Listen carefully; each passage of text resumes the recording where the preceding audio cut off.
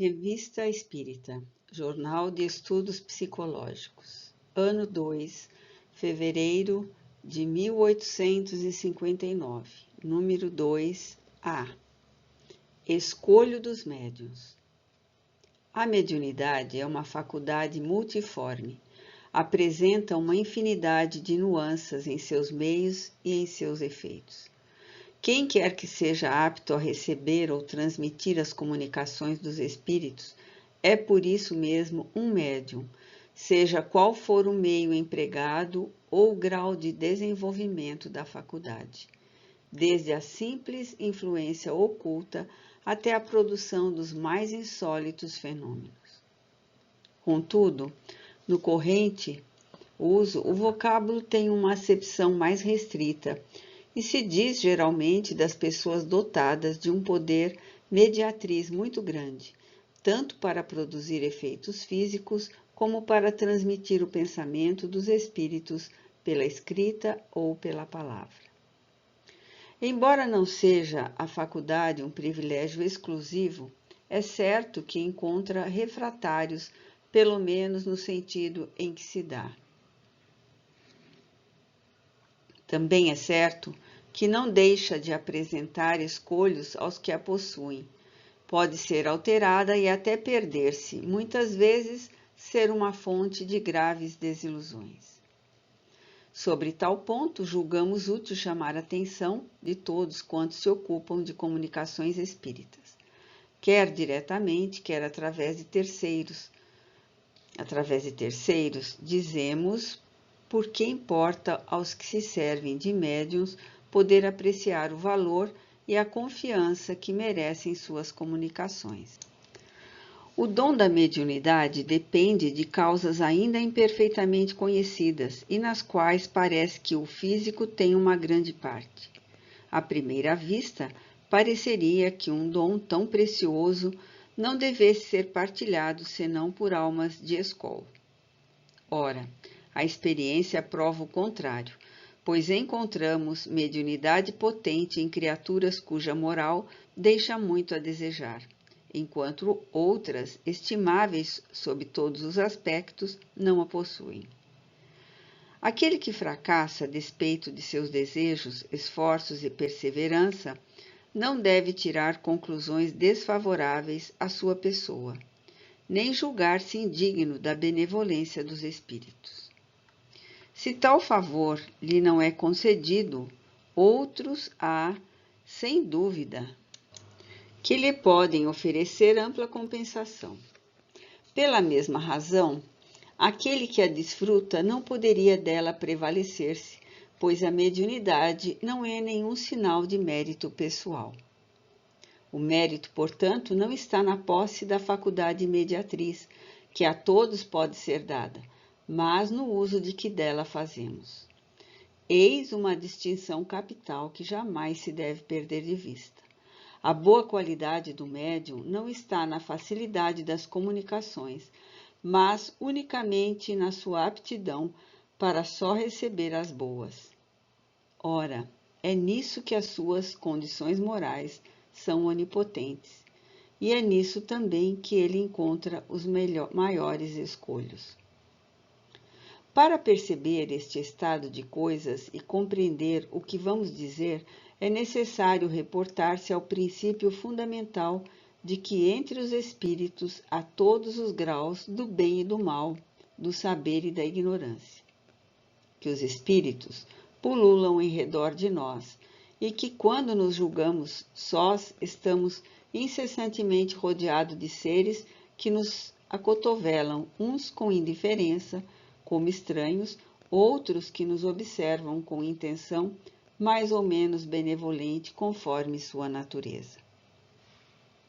O provérbio: quem se parece, se reúne, tem sua apreciação entre os espíritos como entre nós, e mais ainda entre eles, se possível, porque não estão, como nós, sob a influência das considerações sociais.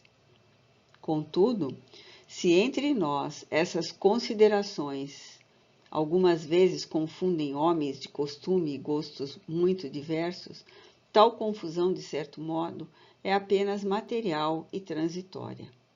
A similitude ou a divergência de pensamento será sempre a causa das atrações e repulsões. Nossa alma, que afinal de contas não é mais que um espírito encarnado, não deixa por isso de ser um espírito. Se revestiu momentaneamente de um envoltório material, suas relações com o mundo incorpóreo, embora menos fáceis do que quando no estado de liberdade, nem por isso são interrompidas de modo absoluto. O pensamento é o laço que nos une nos espíritos, e pelo pensamento atraímos os que simpatizam com as nossas ideias e inclinações. Representamos, pois, a massa de espíritos que nos envolvem como a multidão que encontramos no mundo. Para onde preferimos ir, encontraremos homens atraídos pelos mesmos gostos e pelos mesmos desejos. As reuniões que têm objetivo sério vão homens sérios. As que são frívolas vão os frívolos. Por toda parte, encontram-se espíritos atraídos pelo pensamento dominante. Se lançarmos um olhar sobre o estado moral da humanidade em geral, compreenderemos sem dificuldade que nessa multidão oculta os espíritos elevados não devem constituir a maioria. É uma consequência do estado de inferioridade do nosso globo. Os que nos cercam não são passivos, formam uma população essencialmente inquieta, que pensa e age sem cessar, que nos influencia, malgrado nosso, que nos excita e nos dissuade, que nos impulsiona para o bem ou para o mal, o que não nos tira o livre-arbítrio, mas do que os bons ou maus conselhos que recebemos de nossos semelhantes. Entretanto, quando os espíritos imperfeitos solicitam alguém a fazer uma coisa má, sabem muito bem a quem se dirigem e não vão perder o tempo onde veem que serão mal recebidos. Eles nos excitam conforme as nossas inclinações ou conforme os germes que em nós vêm e segundo as nossas disposições para os escutar. Eis porque o homem firme nos princípios do bem não lhes dá oportunidade. Essas considerações nos levam, naturalmente, ao problema dos médiuns. Como todas as criaturas, estes são submetidos à influência oculta dos espíritos bons e maus. Atraem-nos e repelem-nos conforme as simpatias de seu próprio espírito. E os espíritos maus aproveitam-se de todas as falhas como de uma falta de couraça para introduzir-se junto a eles, intrometendo-se, malgrado seu, em todos os atos de sua vida particular.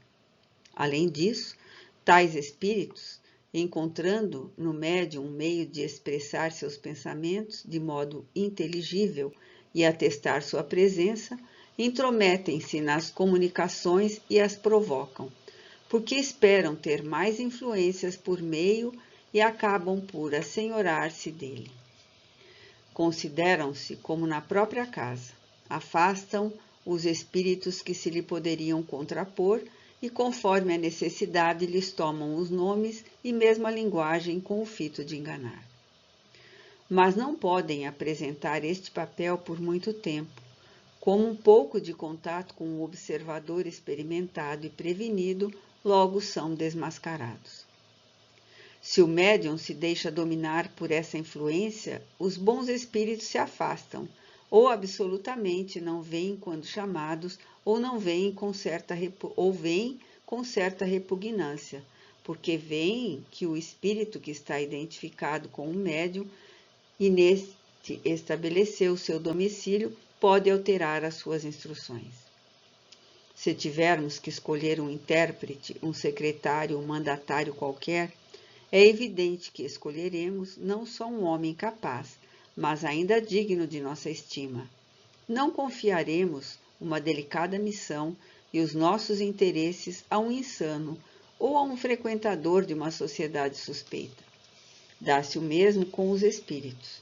Os espíritos superiores não escolherão para transmitir instruções sérias. Um médium que tem familiaridade com espíritos levianos a menos que haja necessidade e não encontrem no momento outros médiuns à disposição. A menos ainda que queiram dar uma lição ao próprio médium, como por vezes acontece. Mas, então, eles se servem só acidentalmente e o abandonam logo que encontrem um melhor, deixando-o entregue às suas simpatias e se faz questão de conservá-las. O médium perfeito seria, pois, o que nenhum acesso desse aos maus espíritos por um descuido qualquer. É condição muito difícil de preencher, mas, se a perfeição absoluta não é dada, o homem sempre lhe é possível, nos seus esforços, aproximar-se dela, e os espíritos levam em conta, sobretudo, os esforços, a força de vontade e a perseverança. Assim, o médium perfeito não teria senão comunicações perfeitas de verdade e de moralidade. Desde que a perfeição é impossível, o melhor médium seria o que desse as melhores comunicações. É pelas obras que eles podem ser julgados. As comunicações constantemente boas e elevadas, na quais nenhum indício de inferioridade fosse notado, seriam incontestavelmente uma prova de superioridade moral do médium, porque atestariam simpatias felizes. Pelo fato mesmo de que o médium não é perfeito, espíritos levianos, embusteiros e mentirosos podem misturar-se em suas comunicações, alterando-lhes a pureza e induzindo em erro ao médium e àqueles que o procuram. Eis o maior escolho do espiritismo, cuja gravidade não dissimulamos. É possível evitá-lo? Dizemos alto e em bom som. Sim, o meio não é difícil, exigindo apenas discernimento.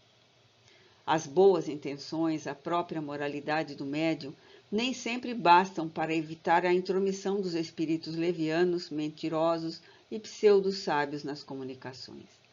Além das falhas de seu próprio espírito, pode dar-lhes entrada por outras causas, a das quais a principal é a fraqueza de caráter e uma confiança excessiva na invariável superioridade dos espíritos que com eles se comunicam.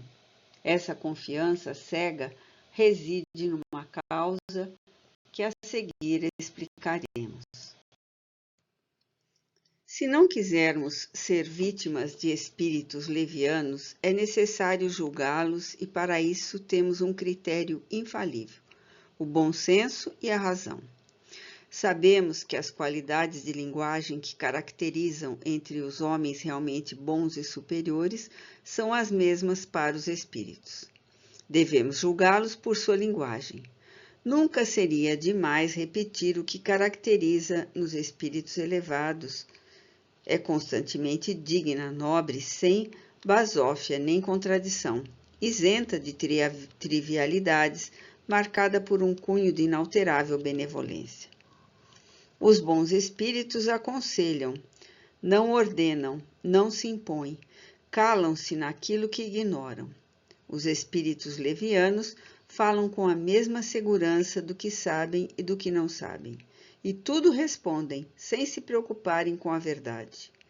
Em mensagem supostamente séria, vimos-los com imperturbável audácia colocar César no tempo de Alexandre. Outros afirmavam que não é a Terra que gira em redor do Sol. Resumindo, toda expressão grosseira ou apenas inconveniente, toda marca de orgulho e de presunção, toda máxima contrária à sã moral, toda notória heresia científica é, nos espíritos como nos homens, inconteste sinal de natureza má, de ignorância ou, pelo menos, de leviandade. De onde se segue que é necessário pesar tudo quanto eles dizem, passando-o pelo crivo da lógica e do bom senso. Eis uma recomendação feita incessantemente pelos bons espíritos. Dizem eles: Deus não vos deu o raciocínio sem propósito. Servi-vos dele a fim de saber o que estáis fazendo. Os maus espíritos temem o exame. dizem eles. Aceitai nossas palavras e não as julgueis. Se tivessem a consciência de estar com a verdade, não temeriam a luz. O hábito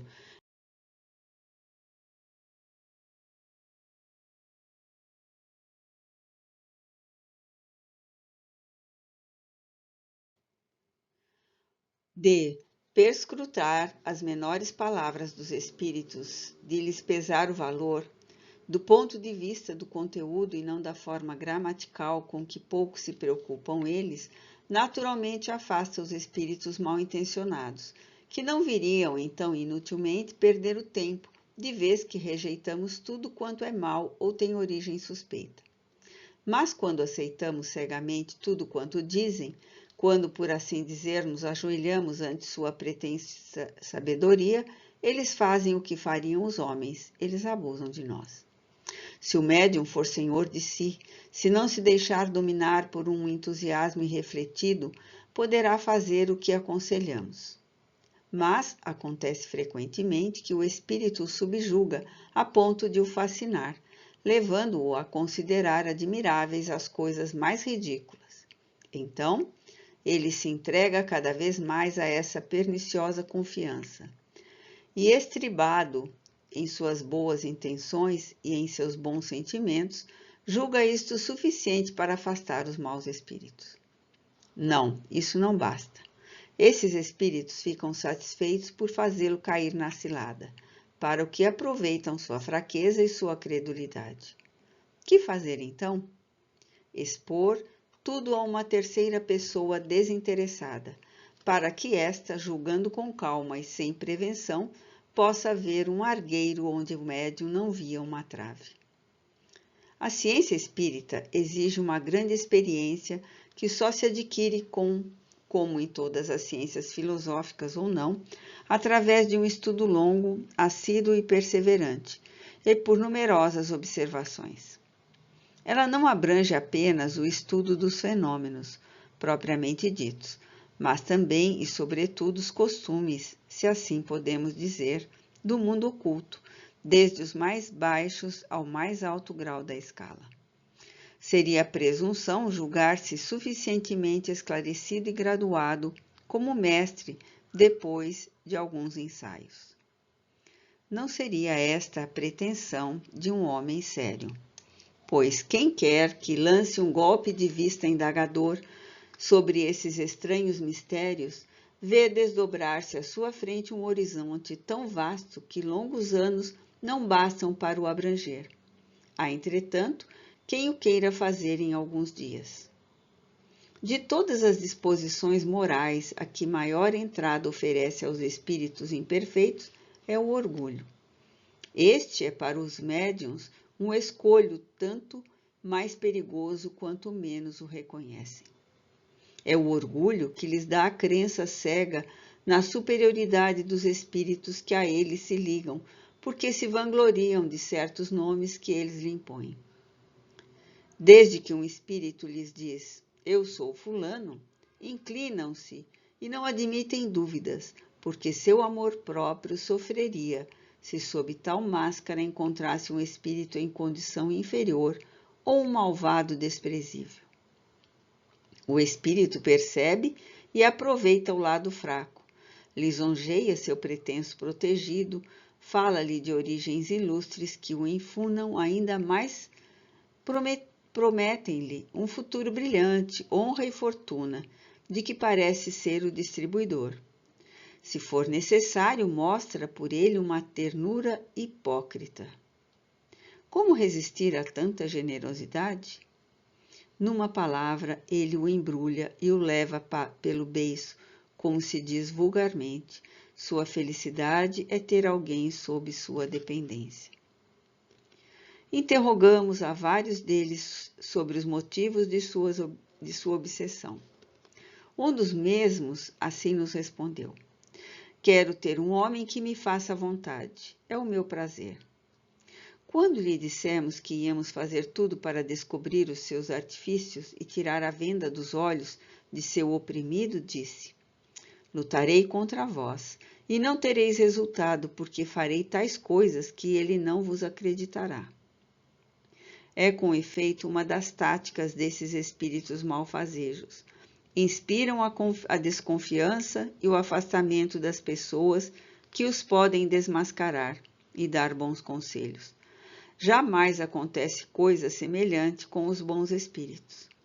Todo espírito que insufla a discórdia, que excita a animosidade, que entretém os dissentimentos, revela, por isso mesmo, sua natureza má. Seria preciso ser cego para não compreender isso e para crer que um bom espírito possa arrastar a desinteligência. Muitas vezes, o orgulho se desenvolve no médium à medida que cresce a sua faculdade. Esta lhe dá importância. Procuram-no e ele acaba por sentir-se indispensável. Daí, muitas vezes, um tom de jactância e de pretensão ou uns ares de suficiência e de desdém incompatíveis com a influência de um bom espírito. Aquele que cai em tal engano está perdido, porque Deus lhe deu sua faculdade para o bem e não para satisfazer sua vaidade ou transformá-la em escada para sua ambição. Esquece que esse poder de que se orgulha pode ser retirado e que muitas vezes só lhe foi dado como prova, assim como a fortuna para certas pessoas. Se dele abusa, os bons espíritos pouco a pouco o abandonam e o médium se torna um joguete de espíritos levianos que o embalam com suas ilusões, satisfeitos por terem vencido aquele que se julgava forte. Foi assim que vimos o aniquilamento e a perda das mais preciosas faculdades, sem que isso se teriam tornado os mais poderosos e os mais úteis auxiliares. Isto se aplica a todos os gêneros de médiuns, quer de manifestações físicas, quer para comunicações inteligentes. Infelizmente, o orgulho é um dos defeitos que somos menos inclinados a reconhecer em nós e menos ainda a acusar nos outros, porque eles não acreditariam. E de dizer a um médium que ele se deixa conduzir como uma criança. Ele virará as costas, dizendo que sabe conduzir-se e que não vedes as coisas claramente. Podeis dizer a um homem que ele é bêbado, debochado, preguiçoso, incapaz e imbecil. Ele rirá ou concordará. Dizei-lhe que é orgulhoso e ficará zangado. É a prova evidente de que tereis dito a verdade. Neste caso, os conselhos são tanto mais difíceis quanto mais o médium evita as pessoas que o possam dar. Foge de uma intimidade que teme. Os espíritos, sentindo que os conselhos são golpes desferidos no seu poder, empurram o médium ao contrário, para quem lhe alimente as ilusões. Preparam-se, assim, muitas decepções com que sofrerá muito o amor próprio do médium. Feliz dele se não lhe resultarem ainda coisas mais graves. Se insistimos longamente sobre esse ponto, foi porque nos demonstrou a experiência em muitas ocasiões que isso constitui uma das grandes pedras de tropeço para a pureza e a sinceridade das comunicações dos médiuns. Diante disso, é quase inútil falar das outras imperfeições morais, tais como o egoísmo, a inveja, o ciúme, a ambição, a cupidez, a dureza de coração, a ingratidão, a sensualidade, etc. Cada um compreende que elas são as outras tantas portas abertas aos espíritos imperfeitos ou, pelo menos, causas de fraqueza. Para repelir esses espíritos não basta dizer-lhes que se vão, nem mesmo basta querer e ainda menos conjurá-los. É necessário fechar-lhes a porta e os ouvidos, provar-lhes que somos mais fortes, o que seremos incontestavelmente pelo amor do bem, pela caridade, pela doçura, pela simplicidade, pela modéstia e pelo desinteresse, qualidades que nos atraem à benevolência dos bons espíritos. É o apoio destes que nos dá força.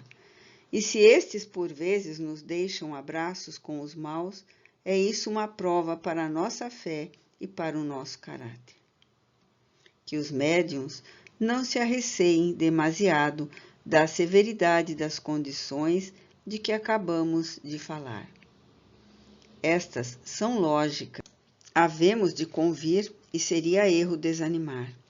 É certo que as más comunicações que podemos receber são índice de alguma fraqueza, mas nem sempre sinal de indignidade. Podemos ser fracos, mas bons.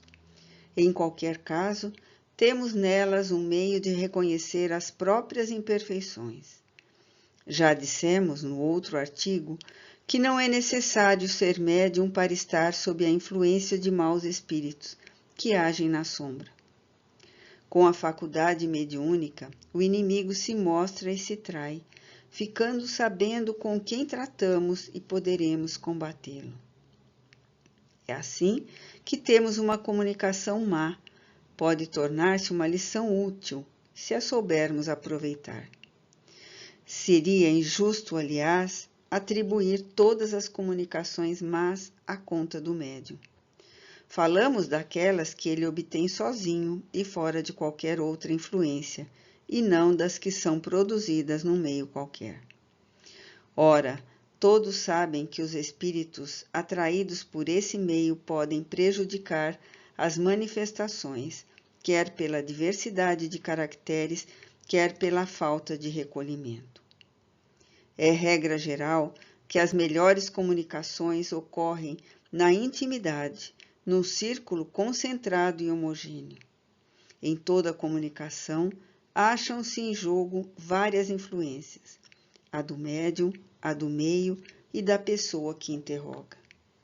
Essas influências podem reagir umas sobre as outras, neutralizar-se ou corroborar-se, isso depende do fim a que nos propomos e do pensamento dominante. Vimos excelentes comunicações obtidas em reuniões e com médiuns que não possuíam todas as condições desejáveis. Neste caso, os bons espíritos vinham por causa de uma pessoa em particular, porque isso era útil. Vimos também más comunicações obtidas por bons médiuns, unicamente porque o interrogante não tinha intenções sérias e atraía espíritos levianos que deles zombavam. Tudo isso requer tacto e observação, e compreende-se facilmente a preponderância que devem ter todas essas condições reunidas. Os agêneres. Por várias vezes demos a teoria das aparições em nosso número passado e recordamos a propósito dos estranhos fenômenos então relatados. Relembramo-la aos nossos leitores para melhor compreensão do que se segue. Todos sabem que, no número das mais extraordinárias manifestações produzidas pelo Sr. Home, estava o aparecimento de mãos perfeitamente tangíveis, que todos podiam ver e apalpar, que apertavam em cumprimento e que, de repente, ofereciam o vazio quando as queriam pegar de surpresa. É um fato positivo, produzido em diversas circunstâncias, atestado por numerosas testemunhas oculares. Por mais estranho e anormal que pareça, cessa o maravilhoso desde o momento em que é possível dar-lhe uma explicação lógica. Então entra na categoria dos fenômenos naturais, muito embora de uma ordem completamente diversa daqueles que se produzem aos nossos olhos e com os quais não os devemos confundir. Nos fenômenos comuns podemos encontrar pontos de comparação, como aquele do cego que percebia o brilho da luz e das cores pelo toque da trombeta, mas não similaridades. É precisamente a mania de querer tudo assimilar ao que conhecemos que leva tanta gente à confusão. Pensam que podem manejar esses elementos novos como se fossem hidrogênio e oxigênio. Ora, isto é um erro.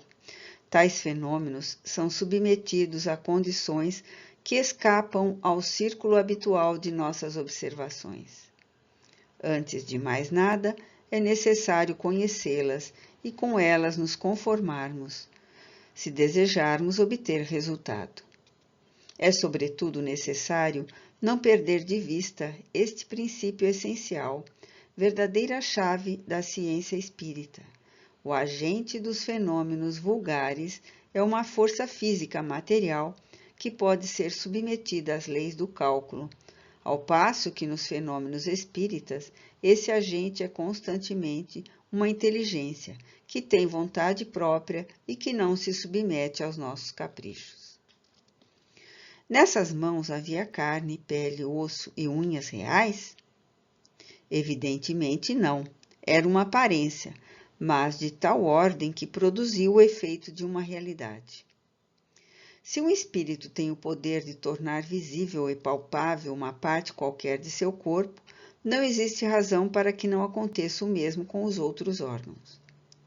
Suponhamos então que um espírito estenda essa aparência a todas as partes do corpo, e teremos a impressão de ver um ser semelhante a nós, agindo como nós, quando não passa de um vapor momentaneamente solidificado. Tal é o caso do duende de Bayonne. A duração dessa aparência está submetida a condições para nós desconhecidas.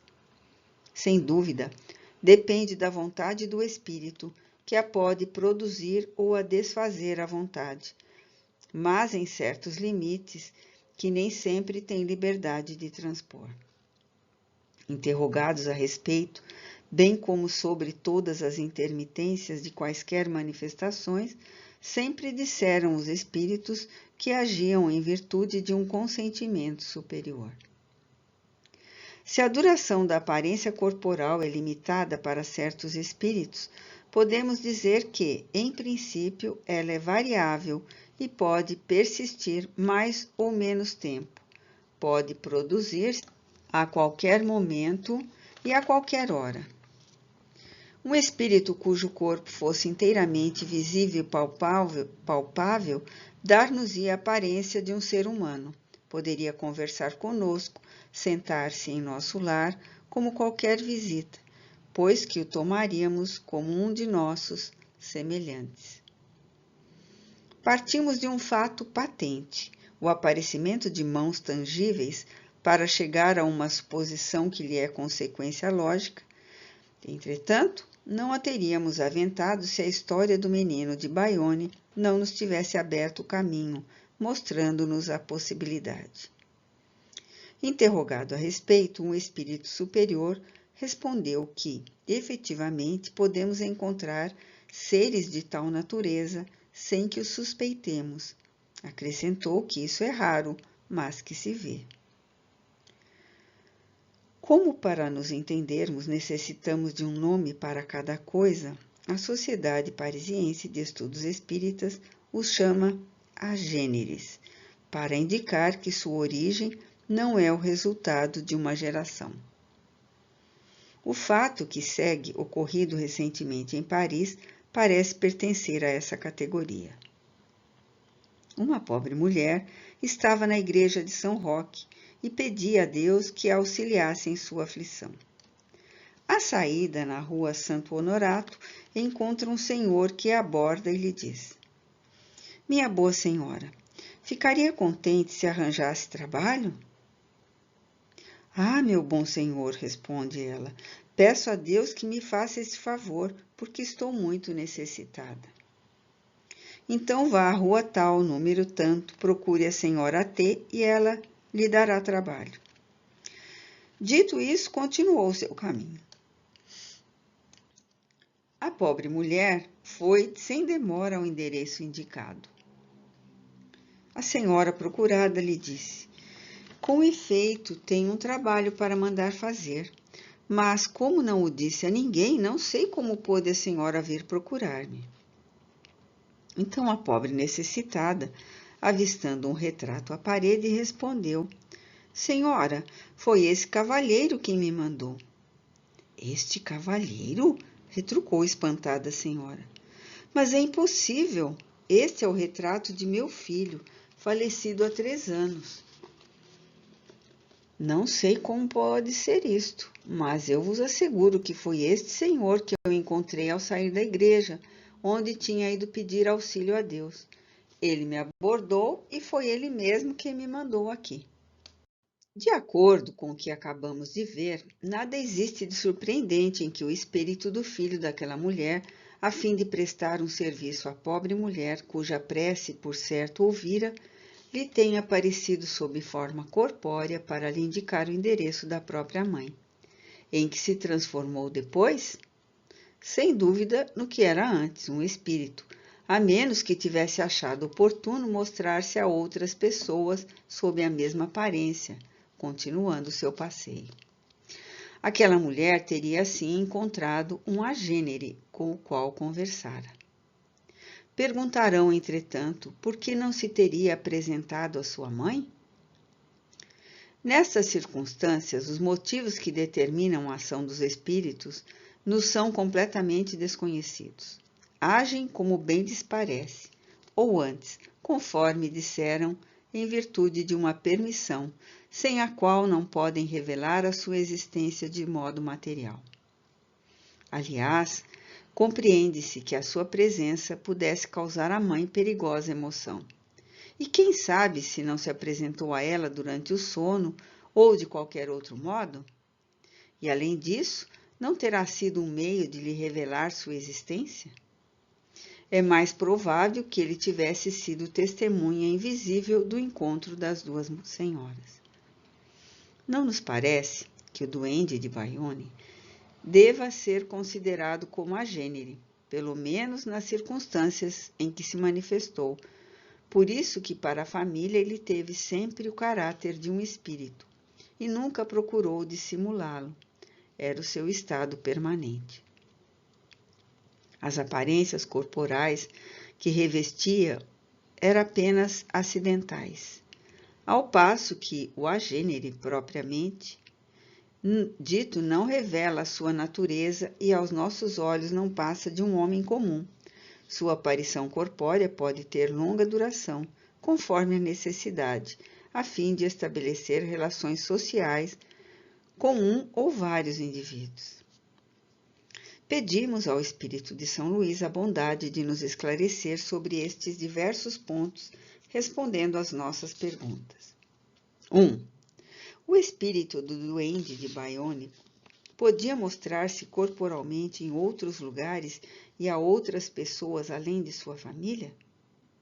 Sim, sem dúvida. 2. Isto depende de sua vontade? Não exatamente. O poder dos espíritos é limitado. Só fazem o que lhes é permitido. 3. O que aconteceria se apresentasse a um desconhecido? Tê-lo-iam tomado por uma criança comum. Dir-vos-ei, entretanto, uma coisa. Por vezes existem na terra espíritos que revestiram essa aparência e são tomados como homens. 4. Tais seres pertencem à categoria dos espíritos superiores ou dos inferiores? Podem pertencer a uma ou a outra. São fatos raros de que há exemplos na Bíblia. 5. Raros ou não, basta a sua possibilidade para que mereçam atenção. Que aconteceria se, tomando um tal ser por um homem comum, lhe fizessem um ferimento mortal? Seria morto? Desapareceriam subitamente, como o jovem de Londres, na Revista Espírita de dezembro de 1858, Fenômeno de Bicorporeidade. 6. Eles têm paixões? Sim, como espíritos têm as paixões dos espíritos, conforme a sua inferioridade. Se tomam um corpo aparente, é por vezes para gozar das paixões humanas. Se são elevados, é com um fim útil. 7. Podem procriar? Deus não o permitiria. Isto é contrário às leis por ele estabelecidas na terra, e estas não podem ser contrariadas. 8. Se um tal ser se nos apresentasse, teríamos um meio de o reconhecer? Não, a não ser pelo desaparecimento inesperado. Seria o mesmo que o transporte de móveis de um para outro andar que lestes anteriormente. Alusão feita a um fato dessa natureza lido no começo da sessão. 9. Qual o objetivo que pode levar certos espíritos a tomar esse estado corporal, o mal ou o bem? Muitas vezes o mal. Os bons espíritos têm a seu favor a inspiração, agem sobre a alma e pelo coração. Sabeis que as manifestações físicas são produzidas por espíritos inferiores, e elas são numerosas. Entretanto, como disse, os bons espíritos também podem tomar essa aparência corporal com um fim útil. Falei em tese. 10. Nesse estado, podem tornar-se visíveis ou invisíveis à vontade? Sim, desde que podem desaparecer quando querem. 11. Têm eles um poder oculto superior ao dos homens? Tem apenas aquele que lhes dá a sua categoria de espíritos. 12. Tem necessidade real de alimento? Não, seu corpo não é real. 13. Entretanto, o jovem de Londres, embora não tivesse um corpo real, almoçou com os amigos e lhes apertou a mão. Que aconteceu com o alimento ingerido? Antes de apertar a mão, onde estavam os dedos que apertam? Compreendeis que o corpo desapareça? Por que não quereis compreender que também desapareça a matéria? O corpo do jovem de Londres não era real, pois se achava em Boulogne. Era, portanto, aparência. Dava-se com o mesmo alimento que parecia ingerir. 14. Se tivéssemos entre nós um ser semelhante, seria um bem ou um mal? Seria antes um mal. Aliás, não é possível adquirir grandes conhecimentos com esses seres. Não nos podemos dizer muita coisa. Tais fatos são excessivamente raros e jamais têm um caráter de permanência, principalmente essas aparições corpóreas instantâneas como a de Bayonne. 15. Algumas vezes o protetor familiar toma essa forma? Não. Não dispõe ele das cordas interiores. Ele as toca mais facilmente do que se tivesse sob forma visível e o tomássemos por um dos nossos semelhantes. 16. Perguntaram se o conde de Saint-Germain não pertenceria à categoria dos agêneres. Não, era um hábil mistificador. Do jovem de Londres, relatada em nosso número de dezembro, é um fato de bicorporiedade, ou antes de dupla presença, que difere essencialmente daquele de que tratamos. O agênere não tem corpo vivo na Terra, apenas o seu perispírito toma forma palpável. O jovem de Londres era perfeitamente vivo, enquanto seu corpo dormia em Bolonha, seu espírito envolvido pelo perispírito foi a Londres, onde tomou uma aparência tangível. Conhecemos um fato quase análogo. Enquanto estávamos calmamente na cama, um de nossos amigos nos viu várias vezes em sua casa, posto que sob aparência não tangível, sentando-nos ao seu lado e conversando com ele como de hábito. Uma vez nos viu em chambre, outras de paletó. Transcreveu nossa conversa e nos-la remeteu no dia seguinte. Era, como é bem de ver, relativa a nossos trabalhos prediletos. Querendo fazer uma experiência, ofereceu-nos refrescos. Eis a nossa resposta. Não tenho necessidade disto, porque não é o meu corpo que está aqui. Bem sabeis que assim não há necessidade de vos dar uma ilusão. Uma circunstância muito esquisita ocorreu então. Quer por disposição natural, quer por resultado de nossos trabalhos intelectuais, sérios desde a nossa juventude, quase diríamos desde a infância, o fundo de nosso caráter foi sempre de extrema gravidade, mesmo na idade em que não se pensa senão nos prazeres. Esta preocupação constante nos dá uma aparência de frieza, mesmo de muita frieza. É pelo menos aquilo que muitas vezes nos tem sido censurado. Mas, sob essa aparência glacial, talvez o espírito sinta mais vivamente que no caso de se dar a expansões exteriores. Ora, em nossas visitas noturnas ao nosso amigo, este ficou muito surpreendido por nos ver completamente outro. Éramos mais extrovertido, mais comunicativo, quase alegre. Tudo em nós respirava satisfação e a calma do bem-estar. Não estará aí um efeito do espírito desprendido da matéria? Nota explicativa 1. Sobre os agêneres, Kardec deixou algumas páginas notáveis, além da que damos acima. Elas se encontram em seus livros A Gênese, capítulo 14, números 30, 36 e 37. Capítulo 15, números 61 a 67. Obras póstumas, estudos sobre a natureza do Cristo, principalmente os números 8 e 9. Em todas as passagens, Allan Kardec deixa bem claras as condições gerais que marcam a apresentação dos agêneres. Por aí se vê que jamais se poderia aceitar a tese docetista, restaurada por J.B. Rostand.